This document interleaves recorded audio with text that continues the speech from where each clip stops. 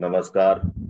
आत्मभान ध्यान पद्धतीच्या प्रश्नोत्तराच्या वर्गात मस्त सगळ्यांचं स्वागत.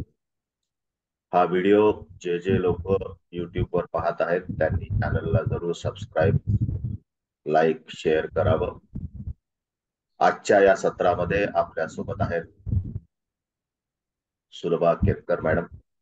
मॅडमच्या मनात एक प्रश्न आहे. मॅडम प्लीज विचारा. हा, नमस्कार सर. मला नेहमी आपण रोज सूचना जी घेतो, मी आहे आणि मी एकमेव आहे.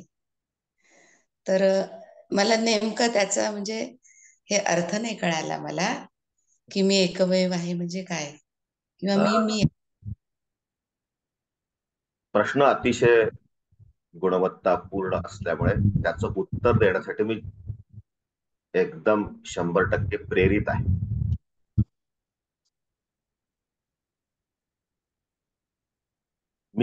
मी आहे आणि माझ्यासारखा या जगामध्ये दुसरा कोणीही नाही. सप्त शरीरानंतर माझ्यासारखा एखादा शरीर धारण केलेला व्यक्ती सापडणं शक्य आहे. माझ्यासारखाच बुद्धिवादी सुद्धा जगामध्ये प्रत्येक दाराआड लपलेला असण्याची शक्यता आहे. माझ्यासारखंच गुंतागुंतीचं मन, ताबा नसलेलं मन, बेफाम घोड्यासारखं धावणारं मन घेऊन जगणारे सुद्धा खूप लोक असतील.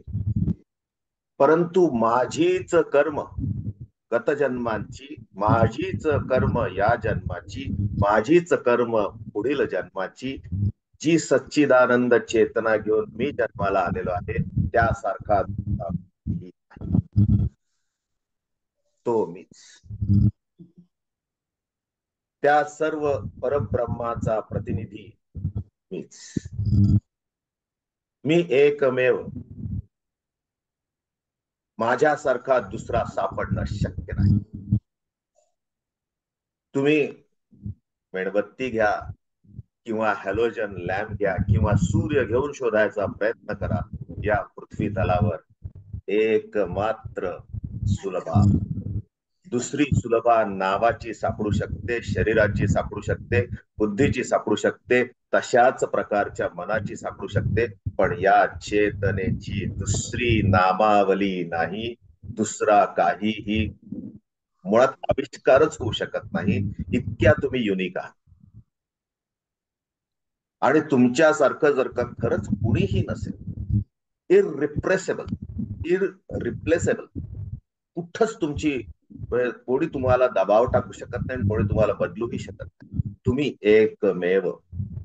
तुमच्यासारखा चेतना शक्ती असलेला व्यक्ती या पृथ्वी तलावर दुसरा असेल तर अशक्य कॅटेगरीमध्ये त्याला टाकू नये. हे सत्य जागृत करा स्वतःमध्ये.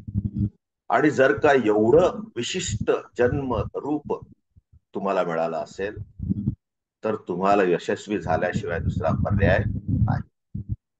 या जन्मामध्ये हा देह मिळाला, पुढच्या जन्मामध्ये आपली भेट होईल तेव्हा हा देह माझ्याकडे नसेल, हा देह तुमच्याकडे नसेल. तेव्हाही तुम्ही युनिक नव्या देहात असाल. तुमचं रूप वेगळं, तुमचा श्वास वेगळा, तुमचं ज्ञान वेगळं, तुमची कर्म वेगळी, तुमची भक्ती पण पुढच्या जन्मात वेगळी. त्यामुळे तुमच्या एकमेवतेला मनपूर्वक अभिवादन, अभिनंदन, भक्तिपूर्वक नमन.